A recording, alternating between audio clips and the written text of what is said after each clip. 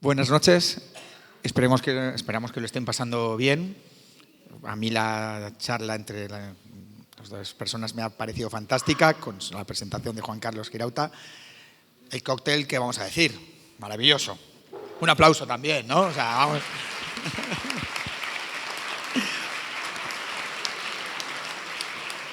Y ahora para esta segunda parte vamos a comenzar con un tema muy especial.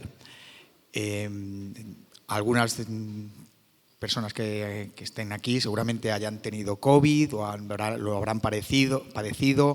En mi caso yo lo tuve, me puse muy malo. Estuve un mes sin tocar el piano, me llevaron al hospital y estuve un mes sin tocar el piano. Es curioso porque igual que algunos no tenían el sentido del gusto, a mí me pasa que yo toco la tecla del piano y sé cómo tiene que sonar, pero cuando llegué a mi casa la tocaba y no me sonaba. Nunca había tenido esa sensación, era extrañísima. Entonces me pasaba algo así como los que habían perdido el sentido del gusto. Pues después de un mes sin tocar, hubo un día que dije, creo que mañana me encuentro bien. Y fui al día siguiente, como un bebé al biberón, fui al por el piano y me salió entera esta composición que habla del camino de la vida, de las personas que nos encontramos a lo largo de la vida, pues que les vemos en un momento, luego dejamos de verles, luego estamos continuamente con ellos, pasan muchas cosas, buenos momentos, malos momentos, pero estamos así, estamos juntos, ¿no? Esos compañeros de vida. Como la quise relacionar no solo con el camino de la vida, la quise relacionar con el camino de Santiago, la titulé Meu Camiño. Hice la letra acompañado por Rocío Camaño, una gallega, me ayudó a hacerla en gallego y la hicimos en gallego y en castellano. Como hay que cantarla bien, y yo toco el piano pero no canto bien, ya se lo pueden imaginar. Tenemos delante de ustedes a Estíbaliz Martín.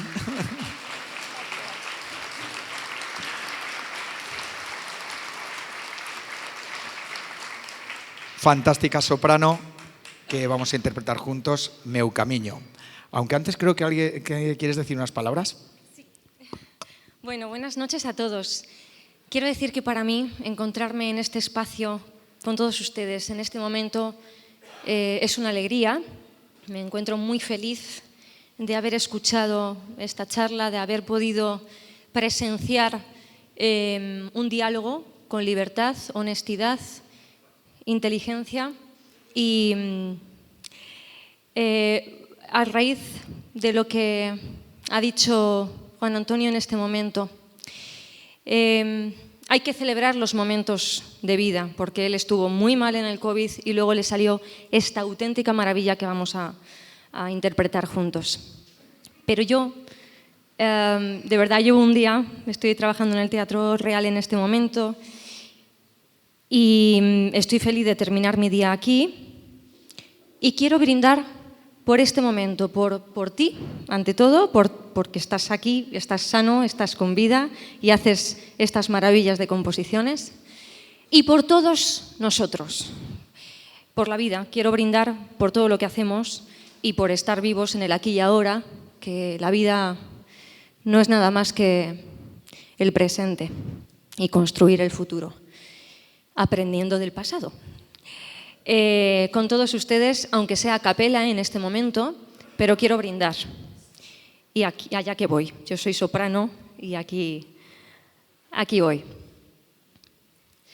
Liviamo nel lietico, licci che la bellezza infiora, e là fuggevo il fuggivolo, rassinebria voluta, liviane dolci fremiti che suscita l'amore, e poi quello che ho al cuore onnipotente va. Liviamo, amore, amor frigo, licci più caldiva ci avrà, più caldiva ci avrà, più caldiva ci avrà.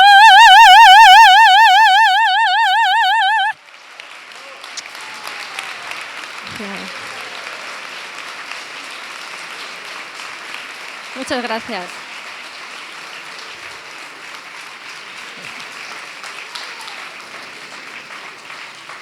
Entienden que será mejor que cante ella que cante yo. Con ustedes, Meu Camiño. Vamos allá.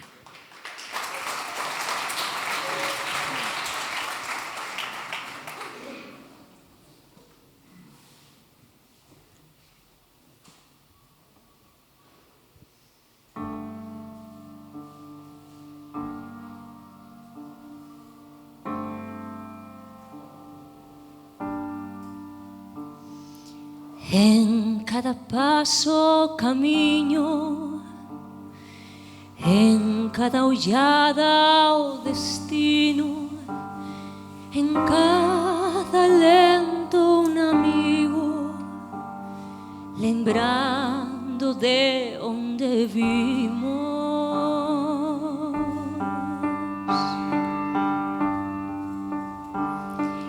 En cada senda una vida, cada promesa te guía, buscando alguna salida, a sorte o rumbo camiña, a vida volve a comenzar, o comezo llega ao final. Alegrías, tristezas que venen e van, a vida preto do mar, o descanso que llega ya, as feridas que poden sanar, xuramentos ata o final.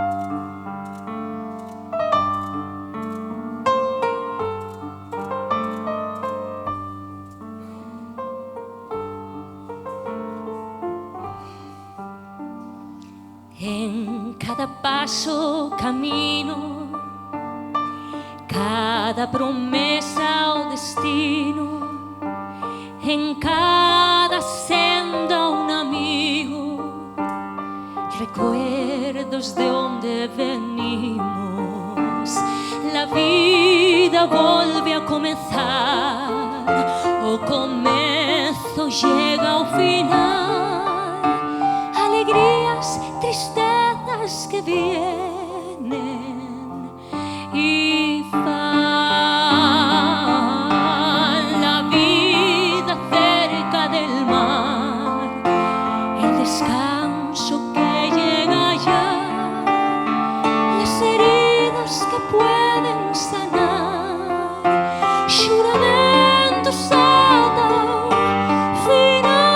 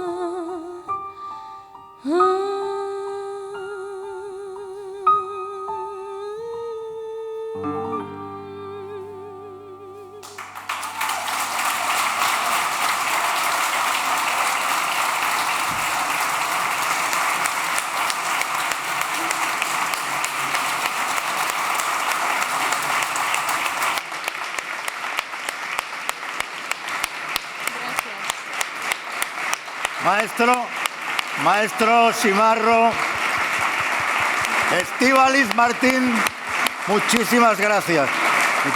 Ha sido espléndido. Esta música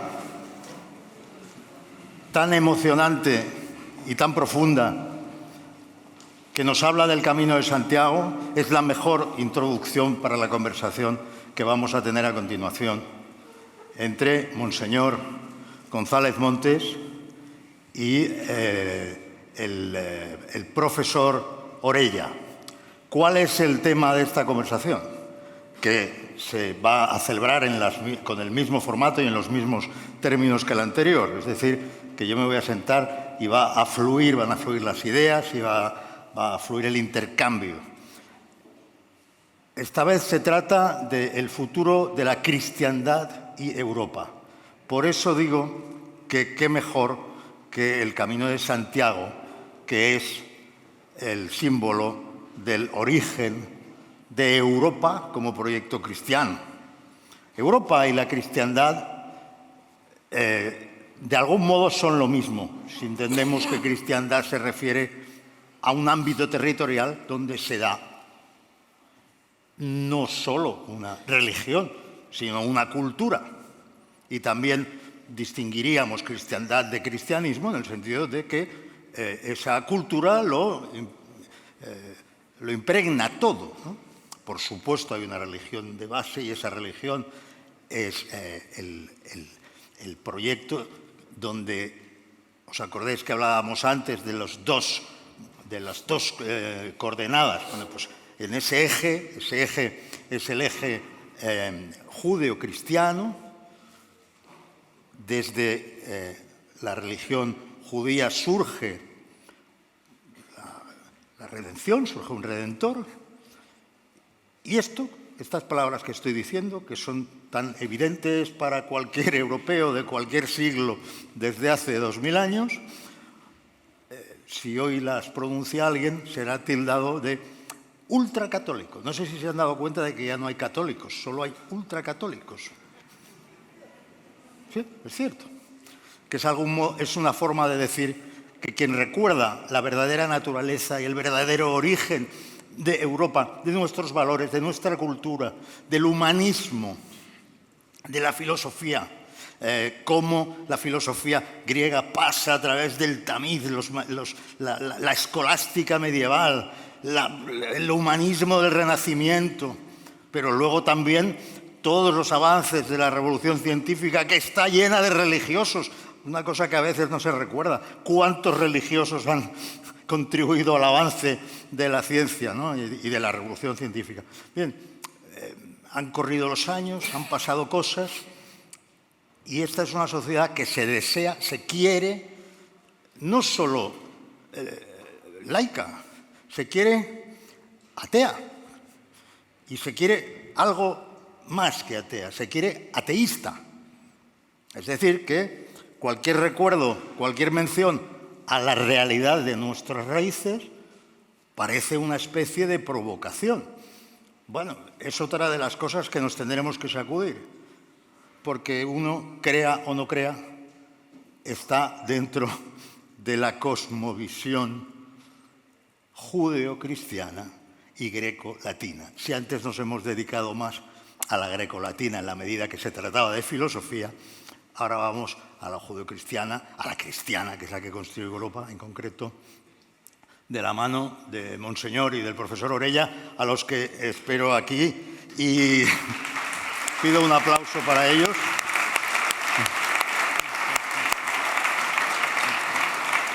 Aquí está. Me gustará mucho que empiece hablando del camino. Me voy al otro lado. Muy bien, cuando quiera.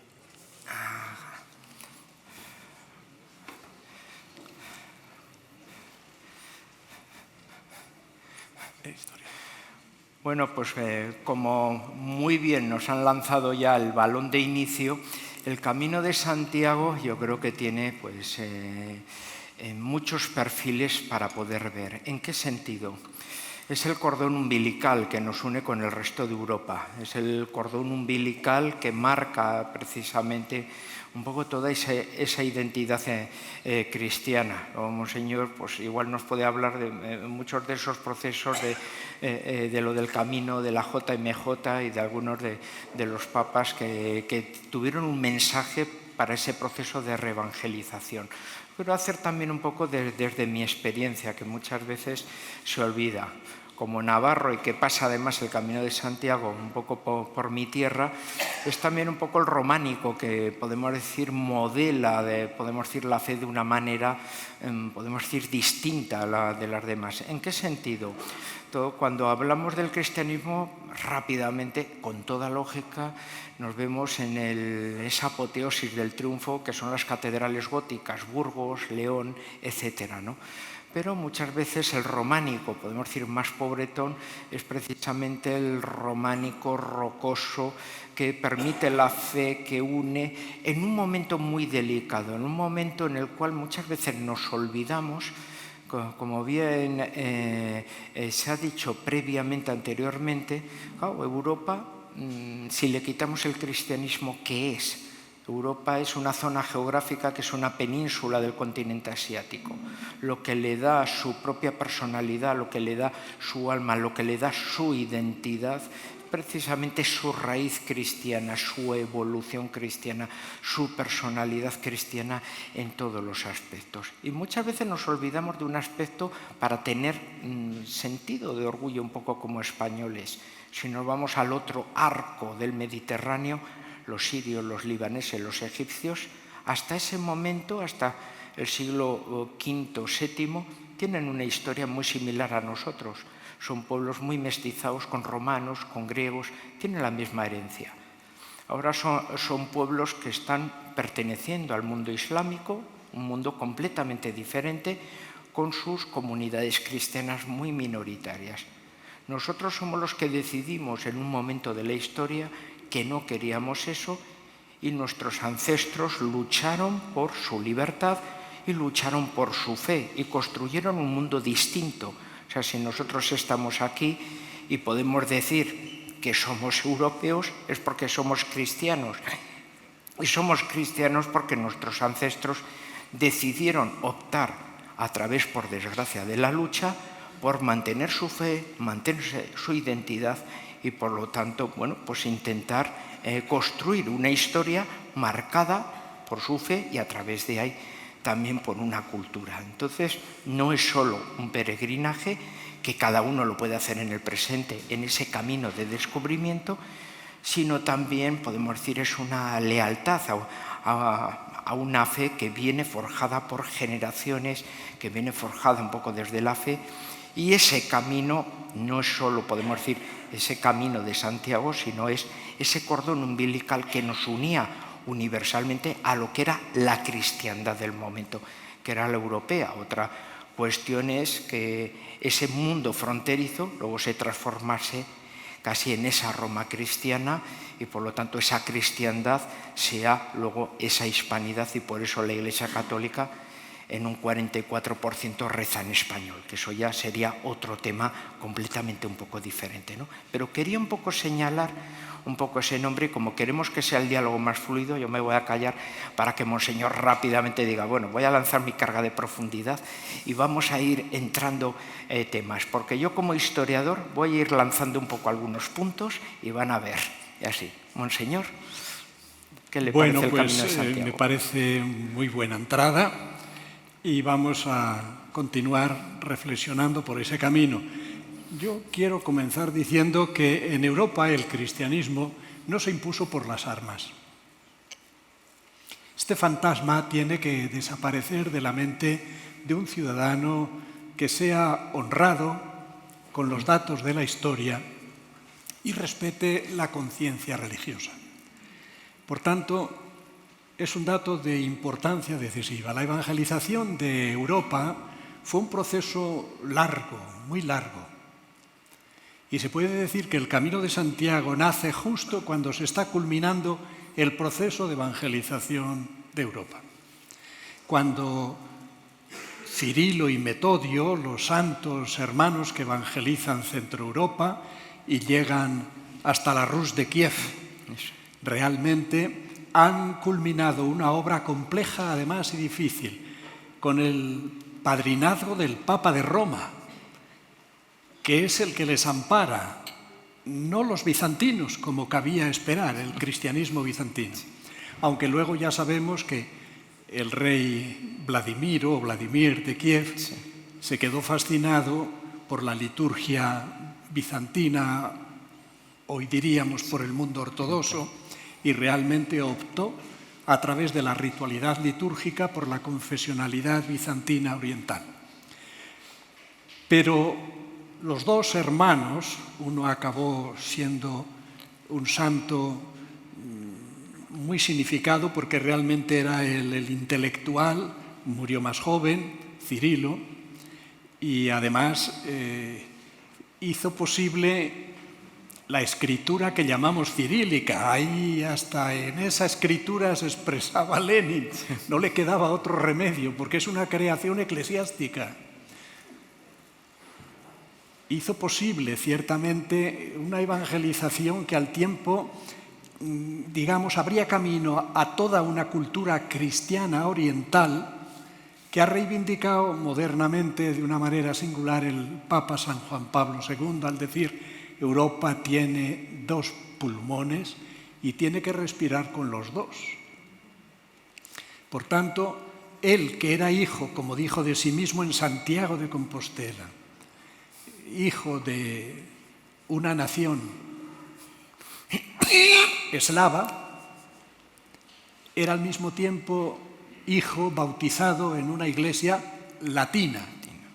Y en su propia persona y en lo que significa realmente no solo Polonia, sino Lituania, cierto entorno bastante más amplio de lo que hoy entendemos por Polonia, teniendo en cuenta además la implantación alemana en la Silesia oriental, en fin, habría que tener el mapa de Europa para verlo con más claridad. Pues en él y en lo que significaba la implantación del cristianismo en la gran nación a la que él pertenecía, se daba la fusión de la corriente genética eslava y de la afirmación latina que vehicularía el cristianismo en todo el occidente.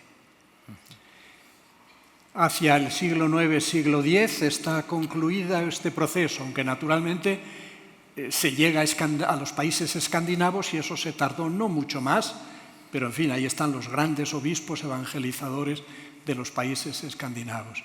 Yo que he pasado bastante tiempo también en Alemania y en el norte, en Hamburgo, en la frontera con Dinamarca, donde se salta ciertamente desde el Elba a la península escandinava, les puedo decir lo que significa ciertamente la obra de Bonifacio, el gran evangelizador de Alemania, pero también la obra de Óscar o Ansgario, el gran obispo evangelizador de la unión entre los países escandinavos y la parte más continental que termina en el centro de Europa. Y las fronteras de las dos culturas crearon un gran problema también en el mundo eclesiástico, que era el que organizaba al fin y al cabo las estructuras básicas de gobierno.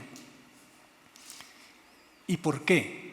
Porque realmente los latinos llegaron hasta lo que hoy entendemos por la República Checa, hasta la frontera, y no todos estaban muy de acuerdo en depender de los grandes arzobispados recién creados con un par de siglos, 3 siglos, 4, hasta 5 en el occidente, sino de que se crearan las metropolías propias, bizantinas, orientales, que se fueron estableciendo poco a poco. Por tanto, si no se tiene en cuenta cuáles son las raíces reales de Europa, pues se explica muy mal quiénes somos, porque estamos asistiendo a un suicidio lento y estúpidamente querido, como garantía de progresía intelectual, social, cultural. sociocultural, con la pretensión de realizar una ingeniería que realmente está creando una cultura. Hace un momento se decía que está tocando, sin embargo, a su fin, no va a tener éxito. Decía el gran doctor Gregorio Marañón que la especie se defiende y contra ciertas enfermedades virales es la propia especie la que realmente acaba triunfando. No hay 14 sesos.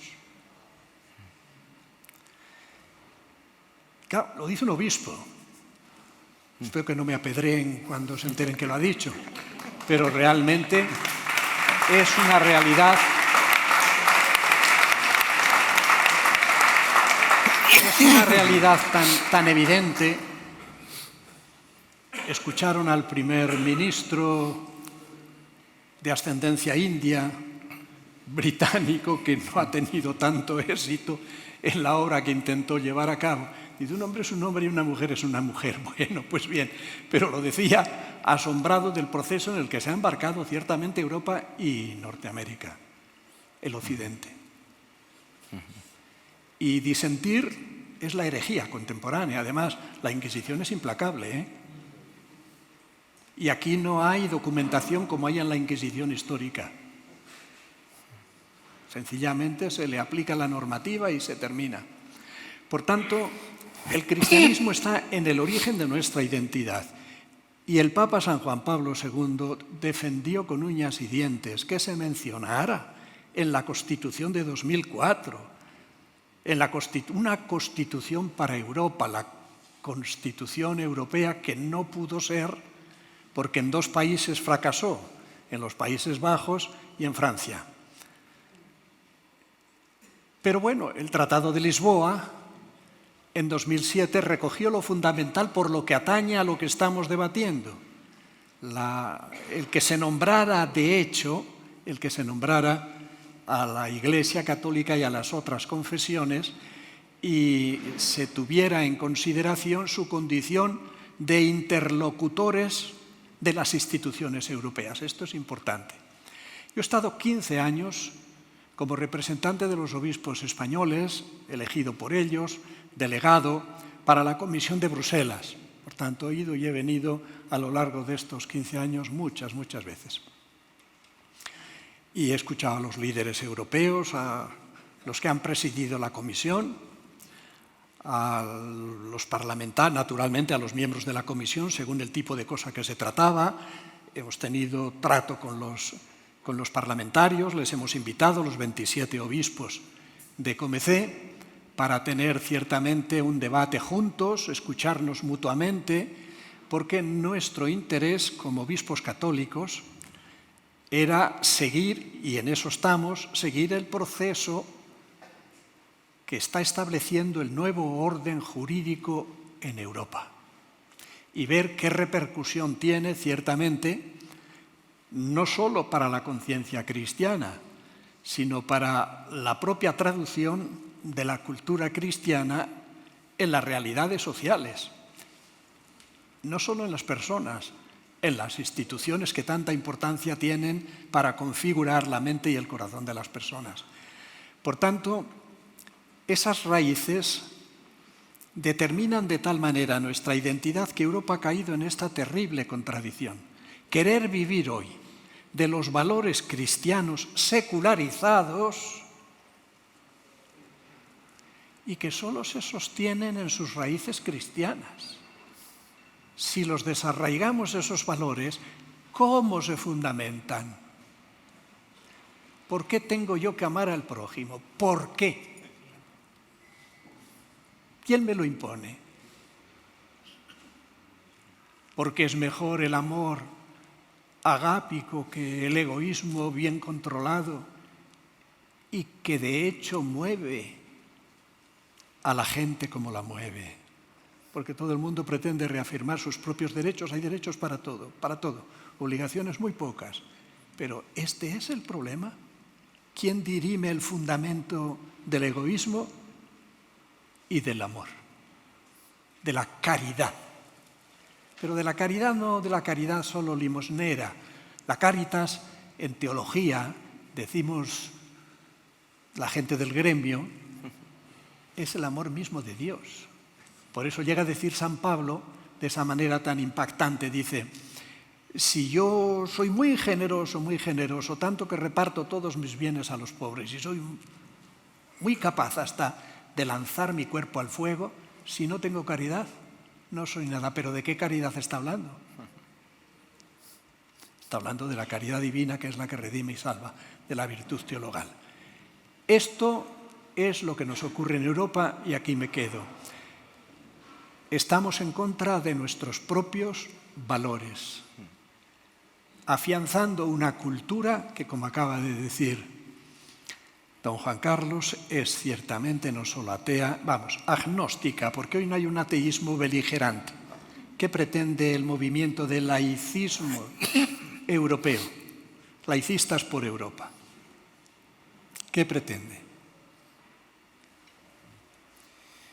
Yo quería tomar un poco el relevo de lo que acaba de decir, porque podemos darnos una imagen al aspecto de que este nuevo movimiento totalitario tan peligroso, que intenta desarraigar las raíces cristianas un poco de esta parte del mundo, del continente europeo, no lo hemos sufrido antes, y sin embargo sí lo hemos sufrido.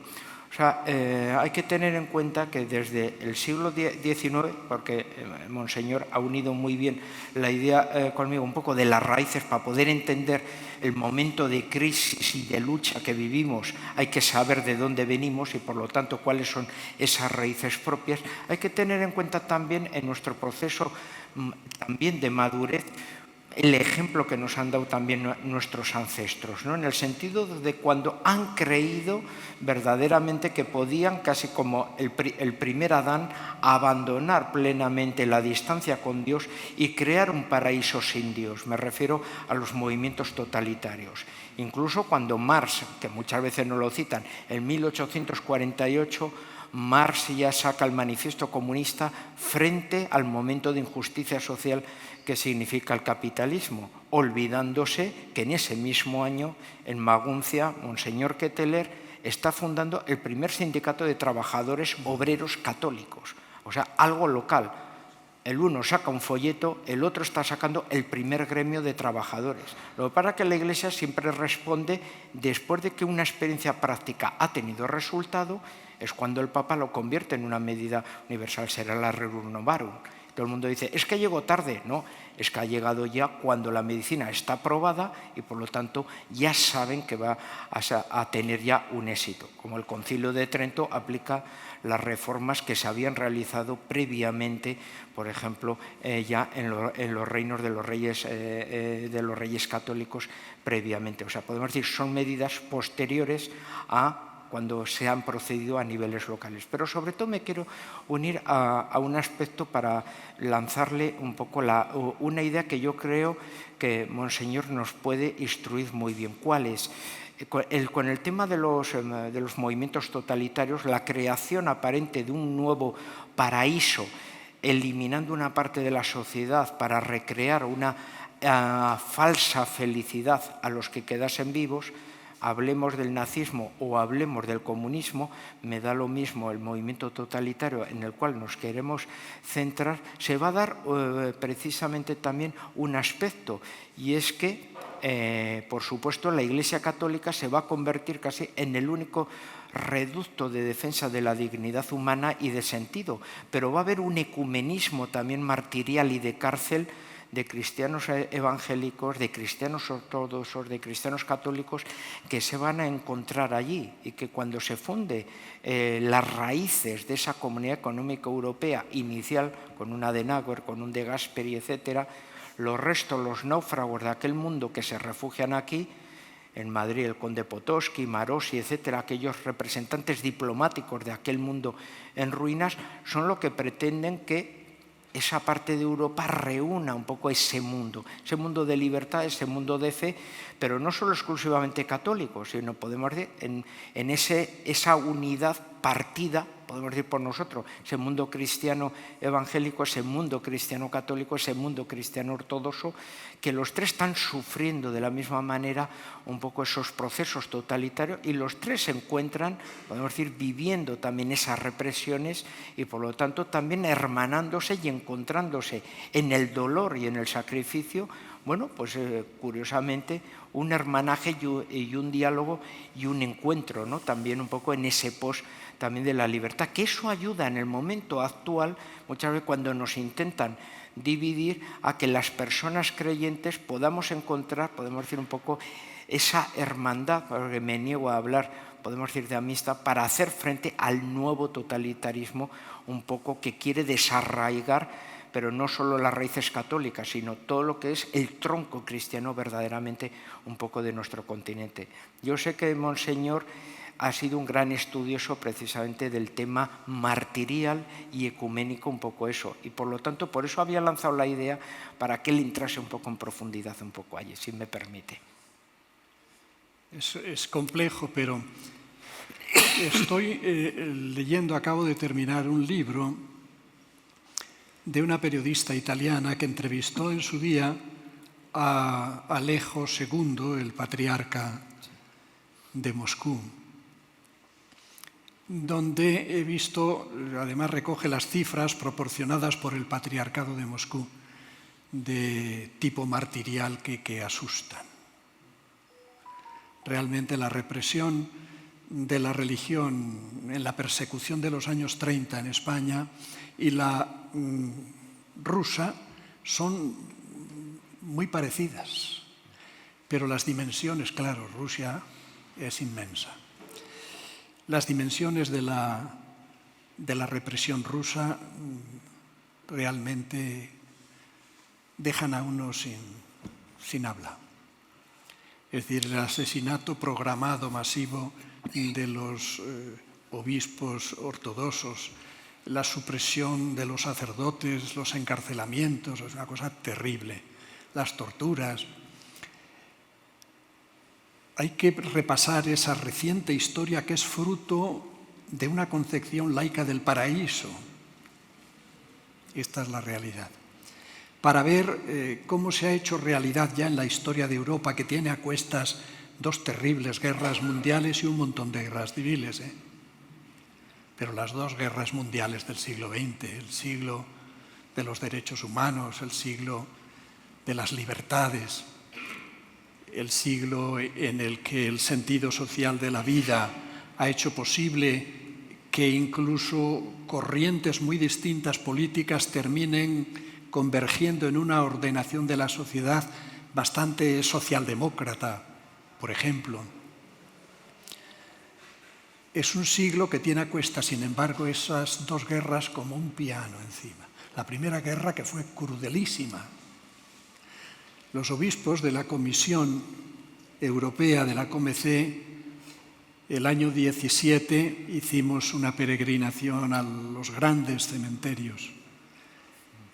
Fue una cosa que a mí me produjo una gran conmoción, lo mismo que la primera vez que estuve en un campo de concentración, que fue el de Dachau, no el de Auschwitz después. Se queda uno sin poder hablar después durante tiempo.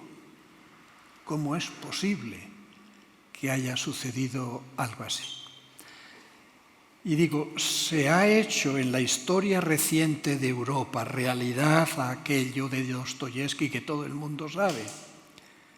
Cuando el hombre quiere implantar el cielo y la tierra, escuchábamos hace poco, asaltar los cielos. Bueno, pues ¿qué sucede con el asalto a los cielos? Dostoyevsky dijo que se crea el infierno. Esto es lo terrible. Se crea el infierno terrenal, que no hay que buscarlo en el submundo, donde lo representa la mente mitológica. Las calderas de Pedro Botero en los volcanes del centro de la Tierra. Ese es el terrible problema. Y las humillaciones padecidas por las personas, las torturas, el desprecio de la dignidad humana, pero el aplastamiento de los pueblos. la humillación de las culturas y sobre todo en nombre de un bienestar mejor, de una idea de la convivencia feliz, se ha llegado a cortar las alas al hombre que ama la libertad como la primera y más fundamental de sus aspiraciones. Quisiera en este sentido decir que la Ilustración, porque somos herederos de Grecia y de Roma, de Jerusalén, somos judeocristianos de mente y corazón en una gran medida. El cristianismo ha universalizado el judaísmo. La religión judía ha sido universalizada por la fe cristiana. San Pablo hace ese elenco tan importante. Somos judíos. Judíos es el Señor, nuestro Señor Jesucristo, judía es su madre, judíos son sus apóstoles, judía es la Iglesia Madre, judía es Jerusalén. Pero además, es cierto, somos hijos también de la Ilustración.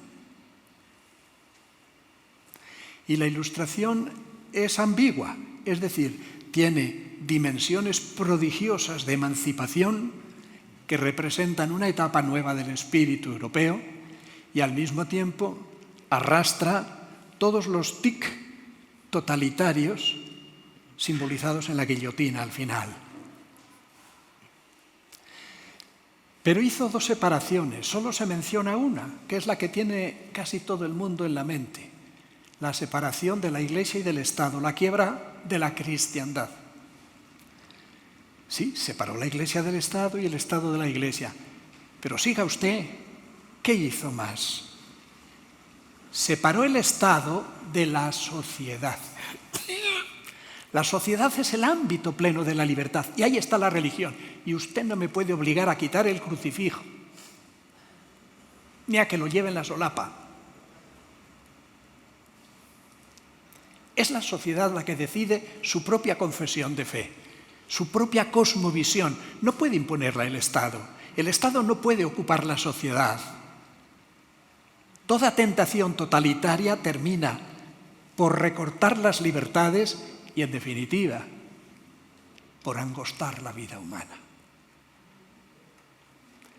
Por tanto, hay que ser consecuentes con la Ilustración y yo recurro mucho, porque la he estudiado mucho, francamente, y ahí está. La Ilustración es muy importante también. Cuando se hizo la Constitución, podemos ver que al hacer la Constitución se privilegiaba que no podemos decir que las raíces cristianas porque realmente tenemos que atender a la pluralidad que ustedes crean o la pluralidad real de la historia de Europa. ¿Qué pluralidad?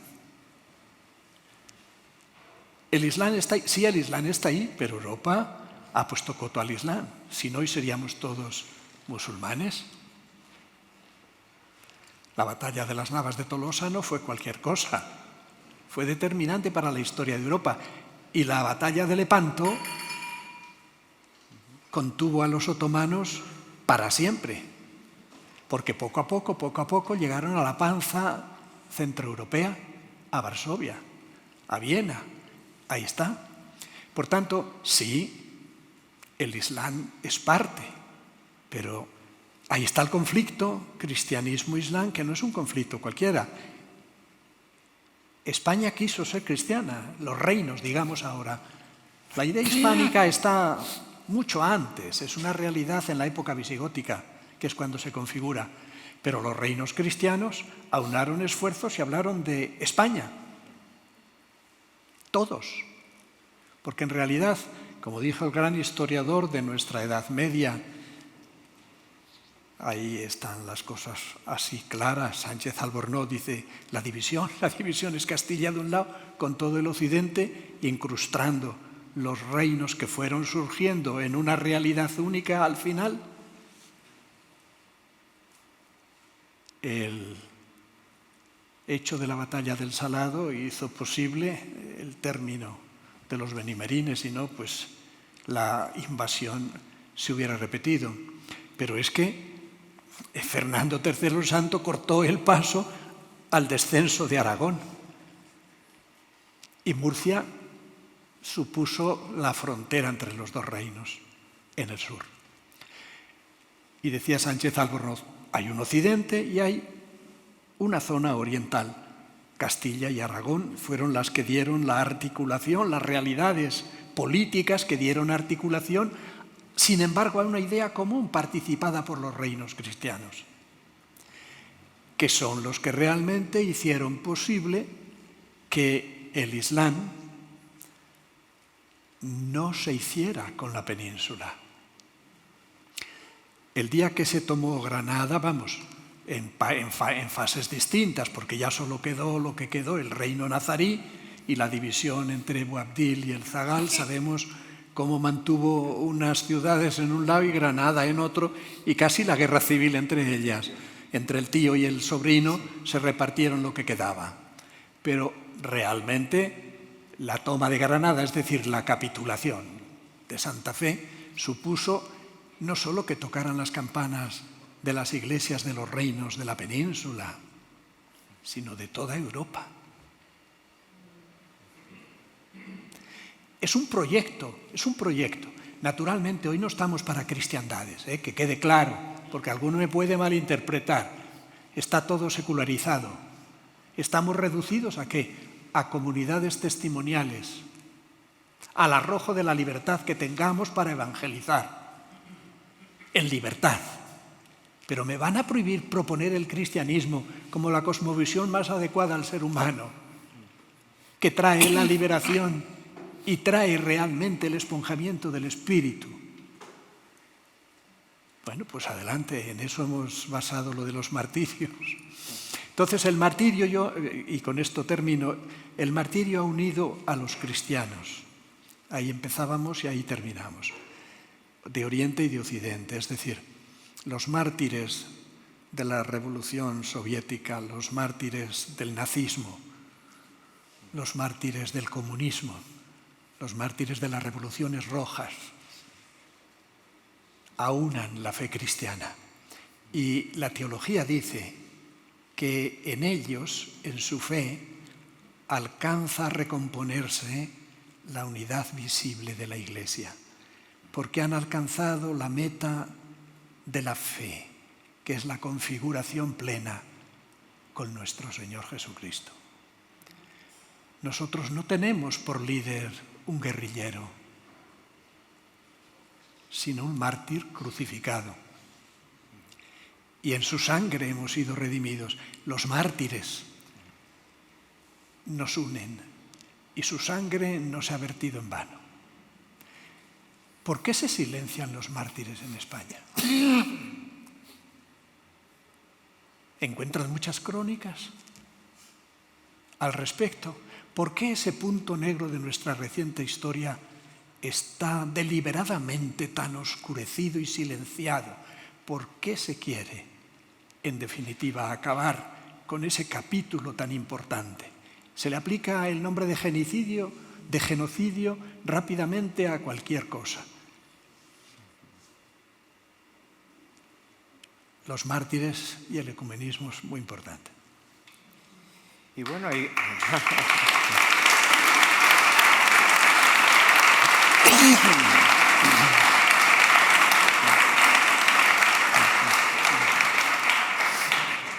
bien se dice, la sangre de mártires proporciona más cristianos. ¿Y cómo se siembra?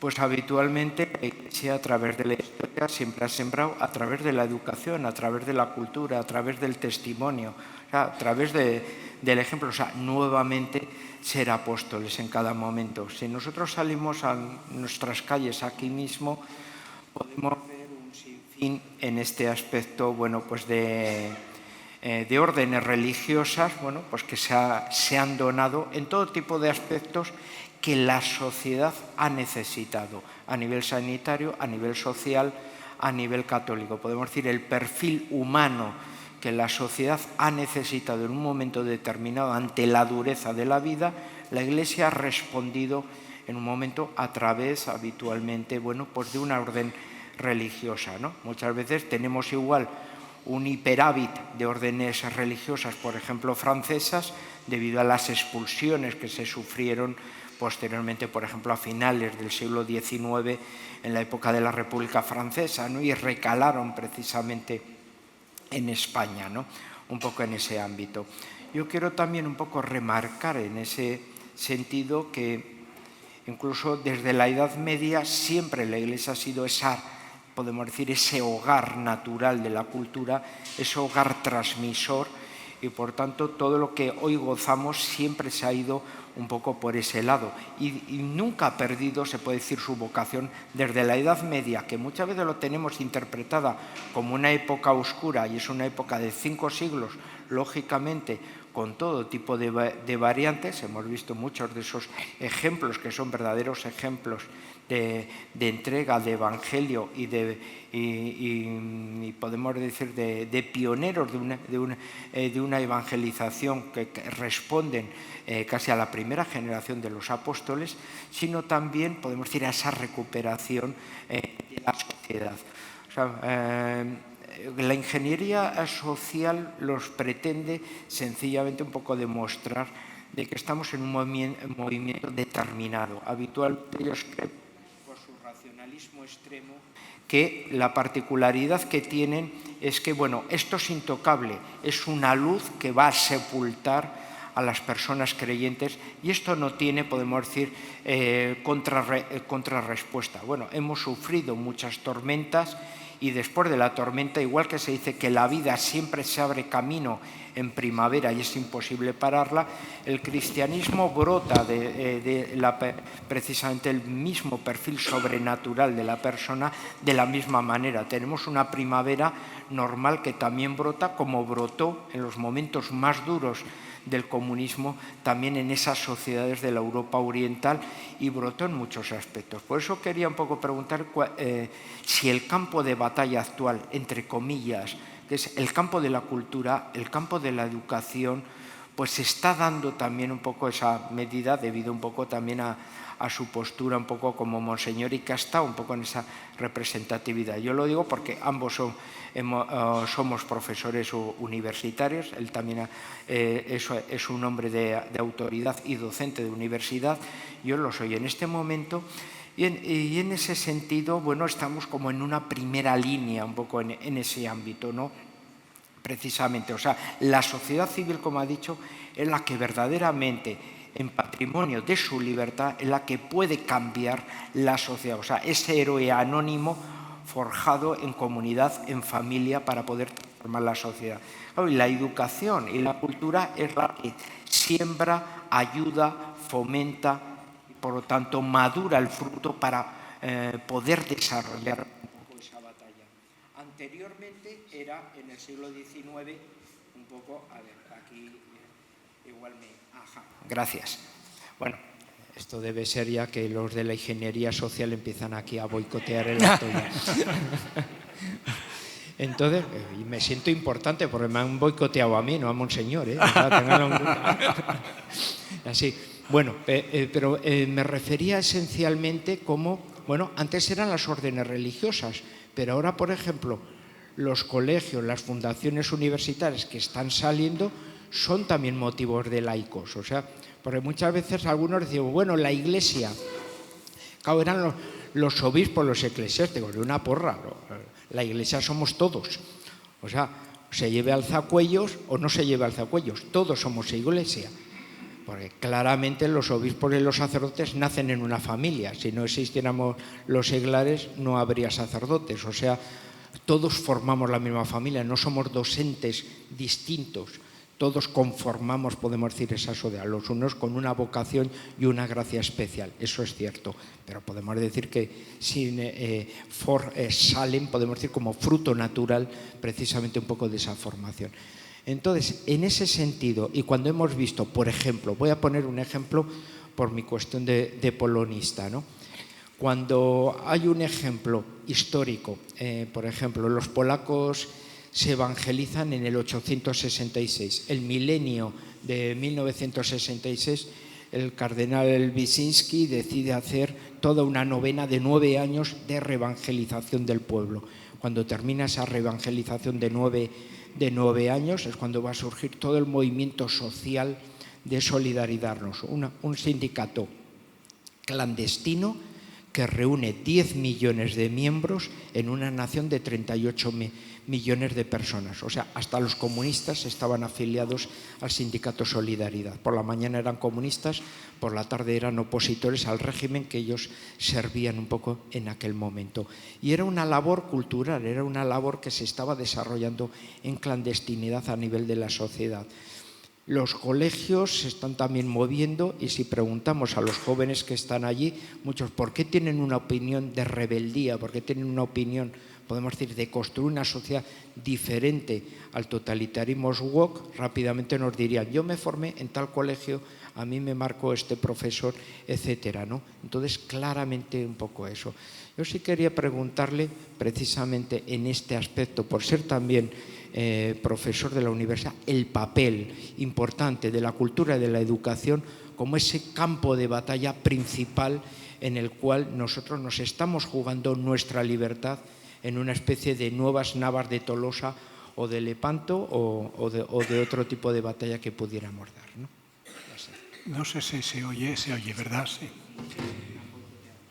Bueno, vamos con eso, pero yo quisiera, no obstante, decir, para matizar lo que vengo exponiendo, que es evidente que las sociedades laicas, es decir, que tienen un Estado que no es confesional y son sociedades civiles, sin embargo, tienen que dar cabida al hecho religioso. Y así se ha planteado en algunos de los autores más significados de la Escuela de Frankfurt. Antes escuchábamos filosofía. Bueno, Habermas, que es tan leído, aunque escribe difícil, y hay que, si no es uno del género, pues realmente le resulta un poco elevado y difícil en sus reflexiones. Pero dice cosas que son, claro, son el resultado de un largo proceso de pensamiento, de un largo proceso. Desde Adorno o Horkheimer hasta lo que hoy es ese grupo más de hermeneutas, pues hay un camino muy largo y hay algo que me parece que podemos destacar. Sí cabe apostar por valores y hacer que la sociedad civil haga que esos valores se antepongan, por tanto, al pragmatismo y sean la guía, digamos, del ordenamiento civil de una sociedad. El problema está en la fundamentación de los valores siempre, porque ahí es donde los ciudadanos pueden dividirse y optar unos en contra de los valores de otros, solo por los propios valores. Entonces, el solo consenso, y hay muchos católicos laicos que solo predican el consenso, no da resultado en todo, porque do ut des, todo se negocia. En España se está ahora negociando todo, se está negociando España. Este es un problema serio, todo es negociable, y entonces ahí estamos todos prendidos. Mira, no nombro a Dios en la Constitución, pero en cambio hacemos conciertos con los colegios y nombramos a la Iglesia Católica. ¿Estás de acuerdo? Pues si no me queda más remedio, si no me llevas a las orcas caudinas, pues ¿qué voy a hacer? Me quedo con lo del colegio. Bueno, señor, nunca imaginé que iba a interrumpir a un obispo, pero tengo que hacerlo porque la hora manda. Yo creo que después de esta conversación interesantísima y además muy edificante, no solo salimos mejor informados y más reflexionados, salimos mejores de lo que hemos entrado. Quiero recordar que hemos dedicado, digamos, al menos en lo estético, esta sesión al muro de Berlín, de qué lado cayó el muro. Y quiero recordar que quien verdaderamente derribó el muro de Berlín, de verdad, fue San Juan Pablo II, ¿no? Con Ronald Reagan, con Margaret Thatcher, pero hay unas palabras que son insustituibles, que fueron las de las de Juan Pablo II, ante una notable presencia del pueblo polaco diciéndoles no tengáis miedo. Yo creo que en los últimos años se está levantando en Occidente otro muro, es un muro blando, quizá no es totalitario, pero sí es totalista, y ese muro blando también habrá que derribarlo, y yo creo que propongo humildemente que nos sigamos acogiendo a las palabras de Juan Pablo II, así que no tengamos miedo, y para que se nos pase el que podamos tener, vamos a acabar con una pieza del maestro Simarro. Gracias, profesor Orella, gracias, monseñor González Montes.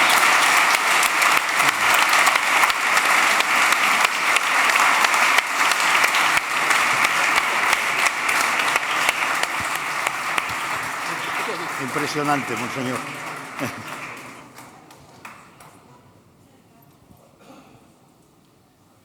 Qué maravilla aprender de esas dos personalidades. Para terminar la noche, voy a interpretar un reggaetón. No se asusten. Me gusta decirlo para ver las caras de miedo. No, voy a interpretar una obra que compuse por algo muy sencillo. Se titula Obertura por los derechos humanos. ¿Y por qué lo compuse? Por algo tan lógico como es. Todos sabemos que los derechos humanos existen y se deben cumplir, pero olvidamos hacer que se cumplan y también olvidamos pedir a los responsables que se cumplan, con lo que también nosotros somos responsables si no se cumplen. No vamos a tirar siempre balones fuera, ¿no? Así que esta obertura por los derechos humanos es justo para eso, para recordar entre todos que hagamos ese pasito que tengamos que dar, que hagamos lo necesario para que se cumplan estos derechos. Muchas gracias.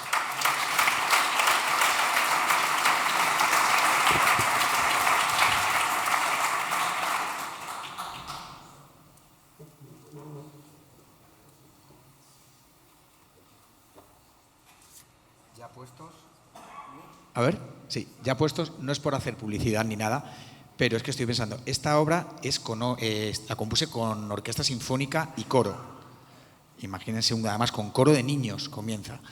La voy a interpretar con piano, aquí no hay ningún niño, pero la pueden escuchar el día 5 de diciembre en el Auditorio Nacional en un concierto benéfico que hacemos con Misiones Salesianas. Podrán escuchar esta obra, Obertura por los derechos humanos. Están invitados.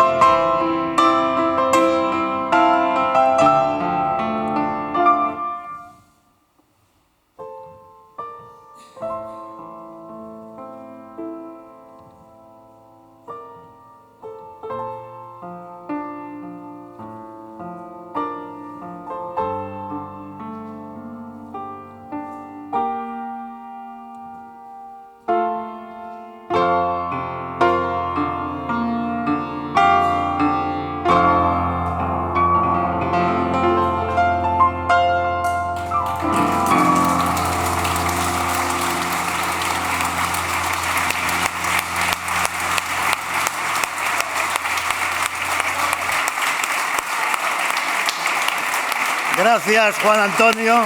Muchas gracias, maestro Simarro. Gracias a todos y un agradecimiento especial al equipo de Vox Europa, que se ha trabajado esto mucho. Gracias, compañeros.